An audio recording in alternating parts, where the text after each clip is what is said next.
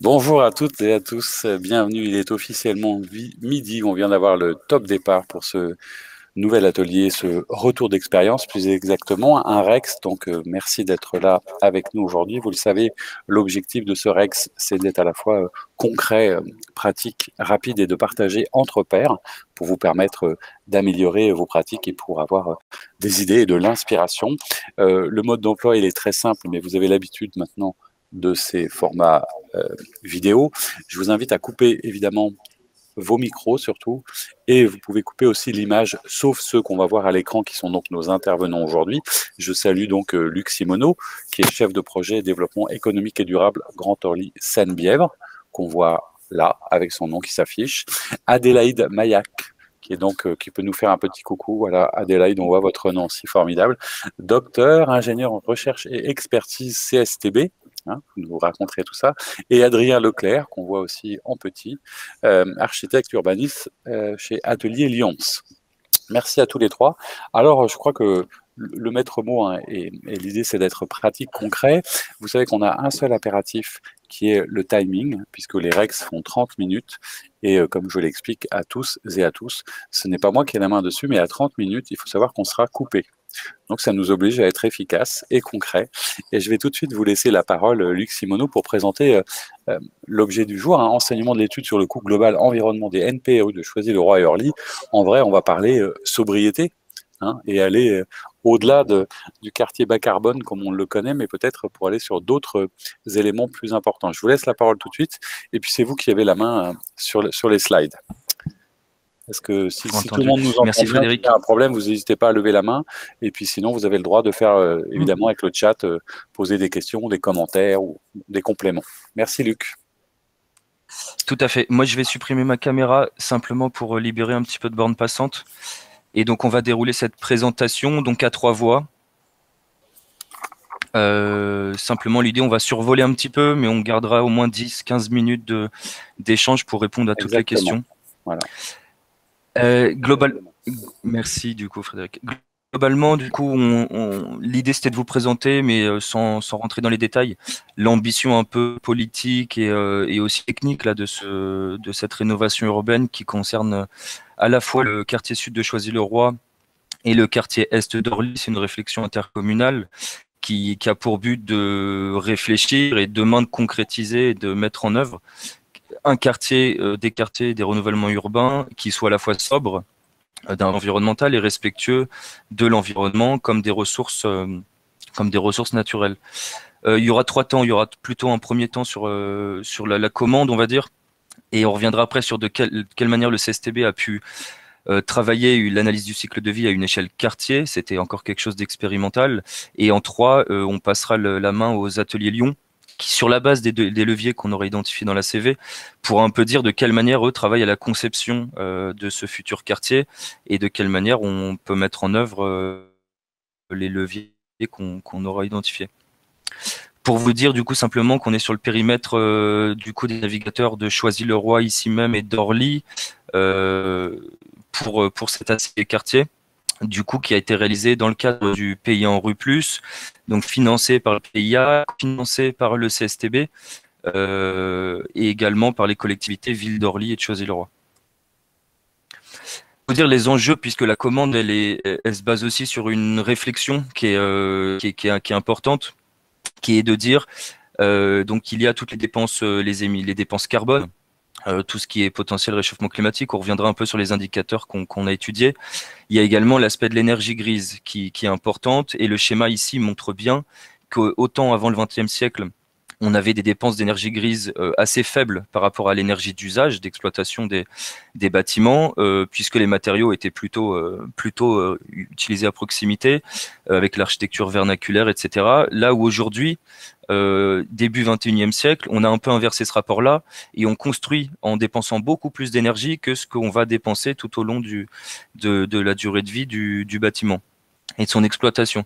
L'analyse du cycle de vie, elle permet ça, elle permet à la fois de regarder l'énergie qu'on dépense lors de l'opération de rénovation, de déconstruction, reconstruction, mais aussi de l'énergie d'usage, d'exploitation qui est indiquée. L'idée étant de travailler, nous, plutôt sur l'aspect énergie grise, avec des matériaux ou autres, on va le voir, qui sont plus vertueux. Et je laisse la main à Adélaïde, du coup, qui va plutôt passer sur la manière et la méthode dont s'y est pris pour cet ACV quartier. Oui, donc comme Luc l'a présenté en introduction, à l'époque de l'étude, l'ACV à l'échelle quartier, c'était assez pionnier de faire ça. Donc on a accompagné CSTB en tant que technique sur ces sujets-là. On a apporté notre expertise, nos méthodes et nos outils pour faire l'analyse du cycle de vie d'un quartier en renouvellement. Donc l'analyse du cycle de vie, maintenant on commence, de plus en plus de praticiens en sont familiers avec notamment l'arrivée de la RE 2020. Et là, ce qu'on fait, c'est faire de l'analyse de cycle de vie comme on le fait pour un bâtiment, mais à l'échelle d'un quartier. Et donc, la philosophie de cette méthode, c'est de prendre en compte pas que l'énergie, mais aussi les matériaux qui ont été utilisés pour faire les bâtiments ou les rénover. Donc ça, c'est ce qui peut être l'énergie grise. Et puis de prendre toutes les phases du cycle de vie de notre quartier, de sa fabrication jusqu'à sa fin de vie. Et bien sûr, la phase d'utilisation est toujours importante et prise en compte comme on a déjà l'habitude de le faire. Avec cette particularité que ici on s'intéresse à des ouvrages qui sont rénovés. Et donc, on a proposé une approche où on ne prend pas en compte les impacts passés du bâtiment, mais seulement les impacts de l'action de rénover, ou de démolir, ou de déconstruire, reconstruire. Donc, ça veut dire qu'on va prendre en compte les impacts de toutes les interventions liées au projet. Donc, l'ajout de nouveaux produits de construction, le fait de préserver des composants, le fait d'en déposer, et puis évidemment tout ce qui sera consommé par les bâtiments en termes d'énergie, d'eau, et aussi par rapport à la phase chantier de ces bâtiments. Donc voilà ce qui est évalué, ce qu'on prend en compte quand on évalue une opération de rénovation avec l'approche analyse cycle de vie. En termes d'indicateurs et de résultats, l'analyse de cycle de vie est une méthode multicritère. Alors, on a décidé de se concentrer sur une poignée d'indicateurs en concertation avec Choisy et Orly, avec les deux villes qui étaient clientes de cette étude. Donc, bien sûr, le potentiel de réchauffement climatique, donc exprimé en kilogrammes de CO2 équivalent, et ça en lien avec la RE 2020 qui était alors en préparation. Ensuite, on a aussi choisi de regarder deux indicateurs énergétiques, consommation d'énergie non renouvelable et consommation d'énergie totale, c'est-à-dire renouvelable et non renouvelable. Alors, ces deux indicateurs étaient indispensables parce que c'est finalement ça que représente l'énergie grise. C'est l'énergie qu'a consommé le projet sur tout son cycle de vie. Et puis d'autres indicateurs plutôt liés à l'eau douce d'une part et liés à la production de déchets dans un quartier, ce qui était assez important pour ce projet en renouvellement urbain parce qu'effectivement, l'action de rénover et de déconstruire certains bâtiments génère beaucoup de déchets. Ensuite, en termes de ce qui a été évalué, on se plaçait à l'échelle du quartier. Donc, ça veut dire qu'on a évalué différents ouvrages, des bâtiments et des infrastructures. Pour les bâtiments, on a pris en compte les nouvelles constructions, les bâtiments qui ont été rénovés. Et puis, on a aussi pris en compte l'impact des bâtiments démolis. Les étapes de l'étude assez classiques en ACV, ça a été de collecter des données, donc de savoir de quoi étaient composés les bâtiments à construire ou à rénover, de connaître le contexte du projet, quels étaient les différents usages des bâtiments, etc. Et ensuite, on a modélisé ce quartier. Donc, on a fait ce qu'on appelle un jumeau numérique de ce quartier dans une maquette SIG. Et après, on a réalisé donc l'analyse de cycle de vie avec un logiciel qui s'appelle Elodie avant de travailler la visualisation des résultats. Voilà pour cette partie méthode. Et juste vous dire pour terminer que c'était vraiment une étude de R&D cofinancée par le CSTB qui nous a permis d'avancer sur ces sujets d'ACV quartier et qui était du coup un projet préliminaire au projet quartier plus témoin soutenu par l'ADEME, qui est vraiment la suite un peu de ces études qu'on menait avec des quartiers pilotes. Voilà, j'ai terminé. Tout à fait. Merci Adélaïde. On reviendra sur cette idée de l'AMIE plus c'est moins. Un petit peu à la fin. Vous l'aurez compris, du coup, au travers de ce travail d'analyse du cycle de vie, pour la collectivité, ce qui est important, c'est là de pouvoir objectiver un petit peu quel est l'impact environnemental, donc sur les indicateurs qu'Adélaïde du CSTB a présenté, a détaillé, d'avoir une vision plus objective de nos interventions. Savoir qu'est-ce qui va être très consommateur, qu'est-ce qui va être moins, et où est-ce qu'on met la barre en tout cas, et où est-ce qu'on va diminuer les impacts environnementaux. On va essayer d'être assez rapide sur ces conclusions. On repart un peu de l'état initial. L'état initial, dans les toutes premières modélisations, on a cherché à montrer entre une rénovation, une non-rénovation et une démolition-reconstruction sur un bâtiment qui avait déjà été rénové, quelle est l'incidence, en tout cas d'un point de vue énergétique, mais aussi d'un point de vue sur les équipes, enfin en tout cas sur les produits de construction qu'on aurait rajoutés dans le cadre de la rénovation, quels sont les impacts positifs ou négatifs.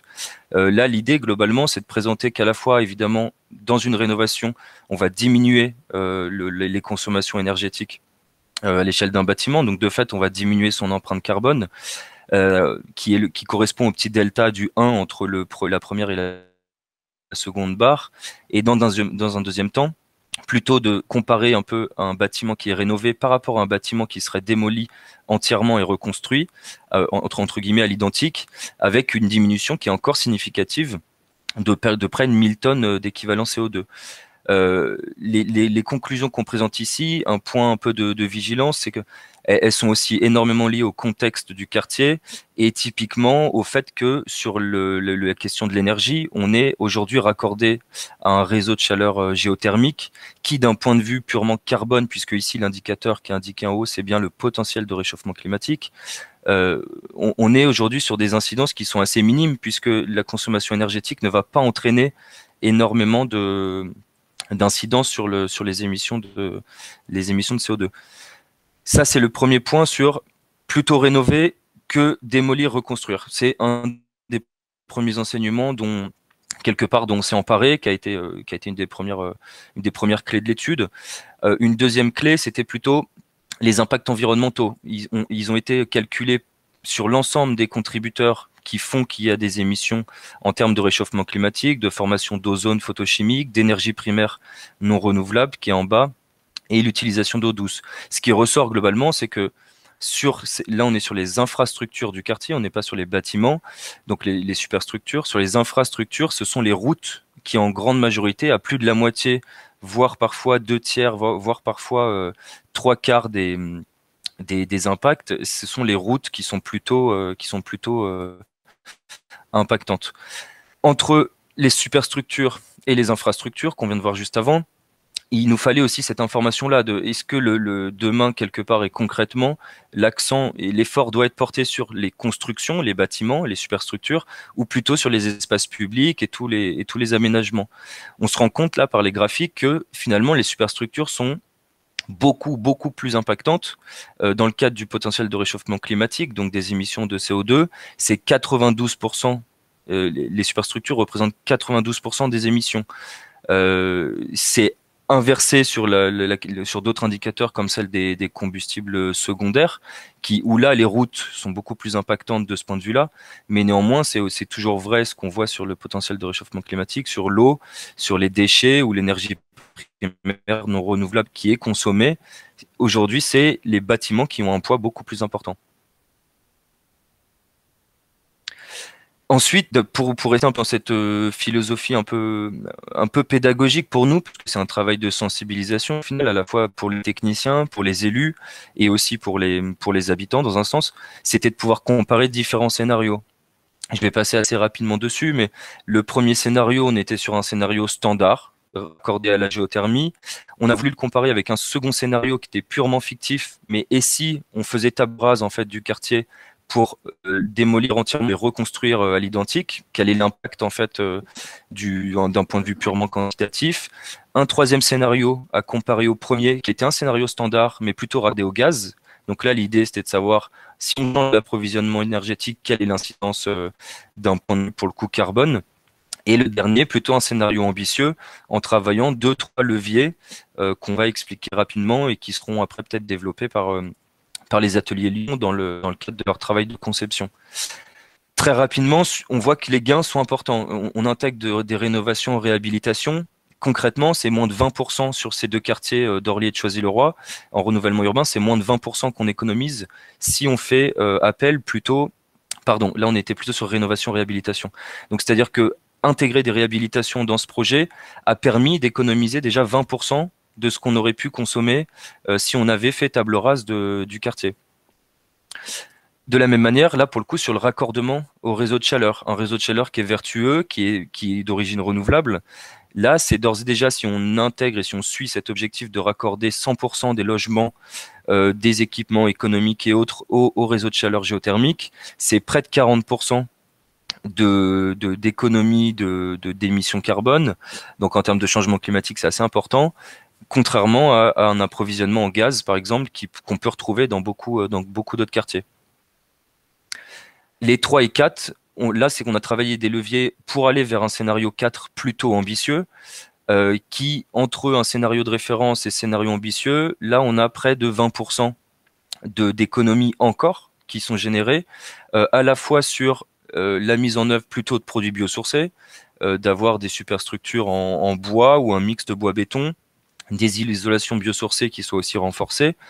Et on a également travaillé, Adrien Leclerc reviendra probablement dessus, sur la réduction et la mutualisation des parkings souterrains, d'éviter de construire davantage de parkings en superstructure, en souterrain, et d'essayer de mutualiser sur d'autres équipements publics de la ville, qui permet également, ça c'est le 4e, d'économiser 6% des impacts totaux. Si on en revient un peu à l'état des lieux, c'est qu'on s'est rendu compte que intégrer à la fois raccordé au réseau de géothermie, c'était déjà près de 40% d'impact d'émissions de CO2 qui était évité. Donc, c'est près de 20 000 tonnes de CO2 sur la durée du projet. Donc, la période, c'était de 50 ans. Et essayer de travailler et d'aller encore plus loin via le payant en RU+, et via aussi toute la commande publique et le travail de conception, d'essayer d'aller le plus possible vers un scénario ambitieux qui intègre des réductions de parking de manière intelligente, de la mise en œuvre plutôt de produits biosourcés. Donc là, c'est d'aller vers des labels E3C2, des labels biosourcés sur les équipements publics ou les bâtiments, et d'aller également vers de l'économie circulaire qui, là, d'un point de vue des émissions et du réchauffement climatique, a un impact qui n'est pas significatif, mais qui, du point de vue, par exemple, du respect des ressources naturelles ou de l'énergie grise qui est consommée dans le quartier, a une vraie incidence sur le projet et permet de viser la sobriété. Je passe rapidement, voilà. Et ça, je ne présenterai pas les conclusions. Voilà. Oui, on va passer la parole effectivement en revanche, à Adrien. L'idée, c'était bien d'éclairer les décisions de conception, et du point de vue politique, du point de vue technique, mais c'est aussi là où je passe la main du coup aux enseignements, aux leviers qui servent aussi à la conception urbaine et architecturale qui est travaillée par les ateliers Lyon. Et Adrien, je te laisse la main. Oui, merci. Effectivement, nos ateliers Lyon, on intervient en tant que concepteur, enfin architecte urbaniste coordonnateur sur la ZAC des navigateurs. Je vais vous présenter de façon assez synthétique du coup l'approche du sujet qu'on a pu avoir. Je dirais qu'en premier lieu, on n'intervient pas sur une feuille blanche quand on fait cet exercice, de faire atterrir un peu le sujet bas carbone sur le quartier. On intervient sur un territoire. L'idée, c'était de regarder ce territoire un peu comme une ressource, d'être attentif au déjà là. Et on identifie en fait un héritage qui est de plusieurs ordres. En premier lieu, il y a l'héritage bâti. On a déjà pu en parler avec les bâtiments qui seront pour partie rénovés, ce qui permet de réduire l'impact carbone. Il y en a d'autres qui seront déconstruits. Et en fait, on regarde ces bâtiments-là comme des matériaux disponibles. En fait, il y a des diagnostics ressources qui ont été réalisés. Et là, on a déjà une première ressource. Parallèlement à ça, on a un héritage végétal qui est assez important. Là, vous voyez sur ce plan la présence de la masse végétale, qui peut être conservé. Les arbres sont en bon état phytosanitaire. Tout ça a été regardé et étudié assez finement. Et l'idée, c'est du coup de l'intégrer autant que possible dans le futur projet pour tous les avantages que ça a, notamment en confort d'été, les enjeux climatiques contemporains et l'effet d'îlot de fraîcheur urbain et l'impact que ça peut avoir sur les consommations d'usage des bâtiments. En parallèle, on a un héritage géographique, la topographie, la nature des sols. Et donc là, il y a une priorité qui est donnée évidemment à la pleine terre, à l'infiltration des eaux, la limitation des déblais remblais et du coup à l'écoulement sur site. On est accompagné pour ce travail par l'agence Thierry Métro qui est spécialisée justement dans la gestion alternative des eaux pluviales pour mener ce boulot. Et enfin, il y a un héritage social qui est assez important, parce qu'il y a des habitants qui sont déjà là, qui sont intégrés au processus de conception du quartier.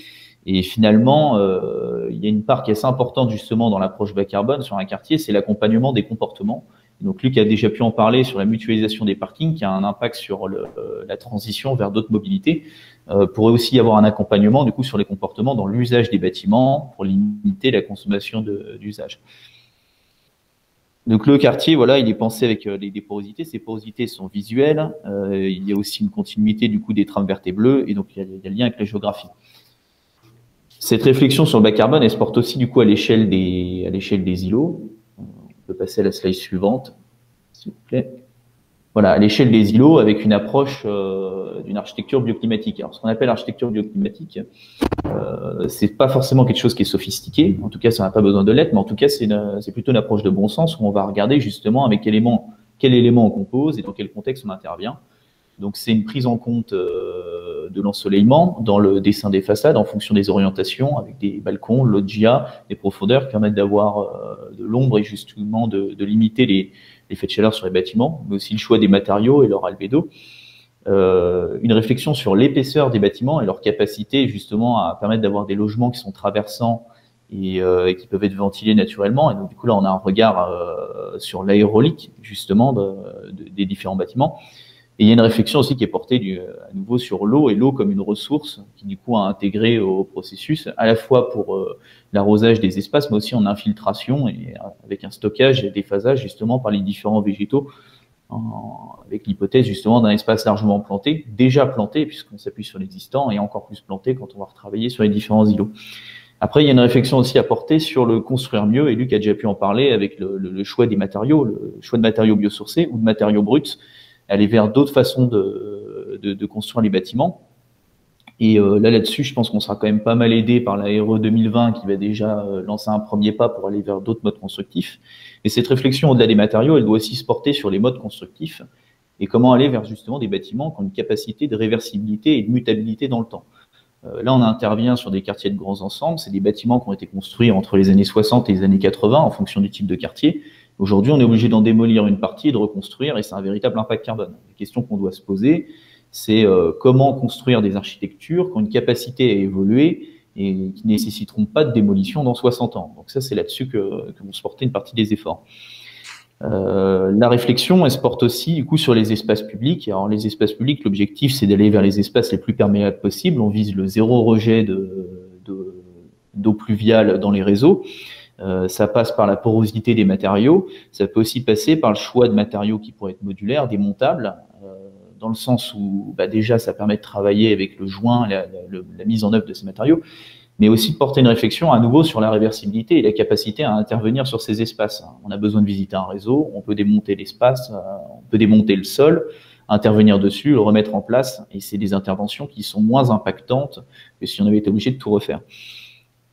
Et enfin, il y a un fil conducteur qui intervient sur le projet depuis le début, il y a toutes les échelles, c'est cette question du réemploi. Le réemploi justement sur toutes les déconstructions, des bâtiments, mais aussi des espaces au sol. Elle peut intervenir dans les constructions et leur intégration justement dans les projets immobiliers qui vont être développés, mais aussi dans la mise en place des espaces publics pour les couches de forme, mais pourquoi pas aussi pour les matériaux de revêtement directement. Je peux laisser peut-être la place aux échanges et aux... Voilà, j'allais dire, on est à 7 minutes de la fin, donc peut-être que c'est le moment. Alors, vous pouvez lever la main, ouvrir votre caméra, c'est le plus simple, et votre micro pour poser des questions à nos 3 intervenants, avec des pistes déjà de questions. Est-ce que quelqu'un se lance? Ou est-ce que c'était particulièrement clair? Bon, tant que personne se lance, Luc, est-ce que vous vouliez peut-être du coup compléter à partir de ces moments d'échange sur les questions que vous avez vous-même un petit peu évoquées? Peut-être un point de précision, parce que tout à l'heure Adélaïde en a parlé sur l'AMIE plus C- qui a été lancé par l'ADEME. On fait partie, dans la continuité de ce travail-là, on fait partie de cette communauté un peu quartier bas carbone, qui doit... Donc nous, on a mis le focus plutôt sur les petites études qu'on a aujourd'hui, l'accompagnement qu'on a de la part des partenaires de l'ADEME, sur plutôt les mobilités décarbonées. Donc là, Adrien a parfaitement fait le lien sur la réduction des parkings, sur le report vers d'autres moyens de locomotion qui soient plus actifs et plus décarboné. En tout cas, l'idée, ça va être d'ici, suite au stade, à la phase de conception qui sont travaillés par les ateliers Lyon, de refaire une ACV quartier qui soit plus fine encore que celle qui a été réalisée par le CSTB, parce qu'on n'en était pas du tout au même stade de programmation, de conception. Donc on aura une vision, une ACV qui sera encore plus critique et encore plus claire, en tout cas sur les leviers qu'on aura réussi à mobiliser et sur l'impact, en tout cas ce qu'on aura gagné en termes de gain environnemental, carbone, énergétique, etc. sur la réalisation du quartier. Et peut-être Voilà, juste pour donner une vision un peu aussi ouais. nationale, c'est-à-dire que à la suite de cette étude avec Choisy et Orly, donc il y a eu le projet quartier plus c'est moins, dans lequel on propose une méthode d'ACV quartier qui s'applique aux quartiers neufs et aux quartiers en renouvellement. Donc c'est un projet qui est soutenu par l'ADEME et on a aussi le soutien de la DHUP. Donc on espère qu'il y aura de plus en plus d'opérations pilotes et de quartiers qui se saisiront de la méthode quartier énergie carbone, de l'outil Urban Print qui permet de l'appliquer, pour tout simplement que ces études deviennent de plus en plus courantes et communes. Voilà. Très bien. Est-ce qu'il y a des questions? Je vous devine tous, mais je ne vous vois pas, mais je suppose que vous êtes toujours là. Est-ce qu'il y a des demandes de précision, des questions? Ah, j'ai vu un visage apparaître. C'est donc quelqu'un qui se lance. Il faut mettre le micro, du coup, pour qu'on vous entende. Oui, bonjour. Non, j'avais pas spécialement de questions, mais c'est très intéressant pour le coup. Même pas une petite demande de précision ou un commentaire, peut-être, ou un partage? Non, j'avoue, non. Pour le coup, non. Bon. Mais c'était très intéressant. Eh ben, merci de nous l'avoir dit comme ça en vrai. C'est toujours bien de mettre un visage. Est-ce qu'il y a d'autres commentaires, peut-être des participants derrière? Je ne vois rien apparaître. Et ben, à ce moment-là, est-ce qu'il y a un mot de la fin à tous les trois, quelque chose que vous n'auriez pas eu le temps de dire? Une dernière précision avant qu'on ne quitte la session et le Rex. Eh ben, non, mais moi je vais en profiter dans ce cas-là. Oui. Mais à la fois pour remercier le CSTB, pour dire aussi que du coup, là c'est une image qui est fine, mais qui est en même temps aussi un peu théorique à l'échelle du quartier. Ça doit se préciser au fur et à mesure de la construction du quartier. Pour faire le lien avec le travail du CSTB qui a été présenté tout à l'heure, pas dans le cadre de cet atelier-là, mais dans le cadre plutôt quartier durable, et une photo qui doit être faite à l'échelle de l'ensemble des NPRU.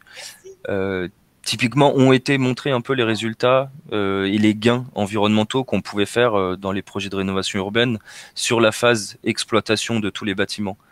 C'est une image, en tout cas, c'est des éléments qui sont importants à voir.